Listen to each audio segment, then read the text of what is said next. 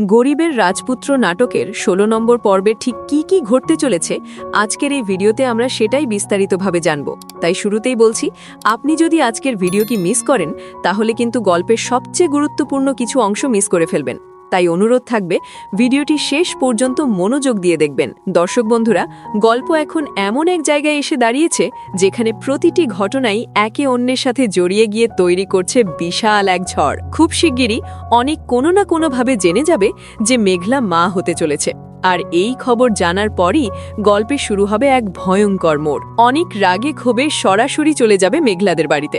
সেখানে গিয়ে সে মেঘলাকে অপমানজনক ভঙ্গিতে বলবে, বাহ মেঘলা, চালটা তো বেশ ভালোই চাললে। যখন দেখলে ব্যবসা বা ডিভোর্স দিয়ে আমাকে হারাতে পারছো না, তখন এই বাচ্চার নাটক সাজালে, তাই না? অনেকের এমন কথা শুনে মেঘলা ভেঙে না পড়ে বরং শক্ত হয়ে দাঁড়িয়ে জবাব দেবে, নাটক? একটা মেয়ে কি তার মাতৃত্ব নিয়ে কখনো নাটক করে? এই সন্তান কোনো অভিনয় না, এটা আমার আর তোমার ভালোবাসার চিহ্ন। কিন্তু অনেক এখানেই থামবে না। সে আরও নিচে নেমে গিয়ে বলবে, যে মেয়ে আমার শত্রুর সাথে হাত মিলিয়ে আমাকে শেষ করতে চায় তার মুখে ভালোবাসার কথা মানায় না। ক্লাবে তুমি যা শুরু করেছো, এই বাচ্চা সেখানকার কারও হতে পারে। এই সন্তান আমার না। এই কথাগুলো শুধু অপমান নয়, বরং মেঘলার অস্তিত্বকেই প্রশ্নবিদ্ধ করে দেয়। তখন মেঘলা ক্ষোভে ফেটে পড়ে বলবে, চুপ করো অনিক, তোমার সাহস তো কম না।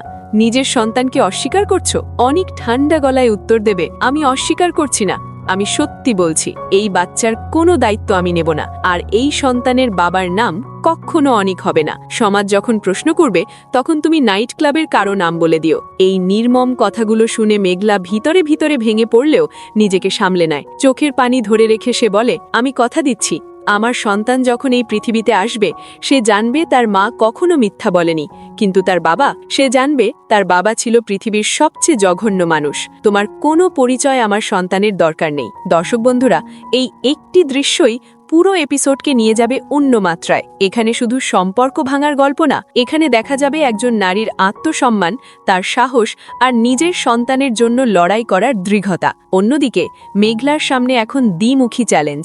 একদিকে তাকে সামলাতে হচ্ছে তার ব্যবসার কঠিন পরিস্থিতি, অন্যদিকে সমাজের মানুষের নোংরা মন্তব্য আর অপবাদ। শুধু তাই নয়, এই ঘটনার প্রভাব পড়ছে তার পালিত বাবা মায়ের ওপরও। সমাজের চোখে তারাও অপমানিত হচ্ছেন, ছোট হয়ে যাচ্ছেন। সব মিলিয়ে মেঘলার জীবনে এখন নেমে এসেছে এক কঠিন পরীক্ষা। এখন প্রশ্ন হলো, অনিককে সত্যিই এতটা নিচে নামতে পারে?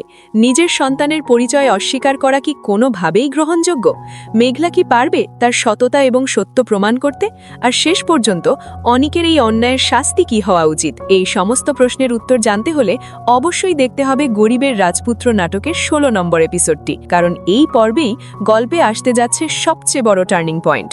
আপনাদের মতামত আমাদের কাছে খুবই গুরুত্বপূর্ণ, তাই অবশ্যই কমেন্ট করে জানাবেন আপনাদের মতের সামনে কি হতে পারে, মেঘলার জন্য কি অপেক্ষা করছে।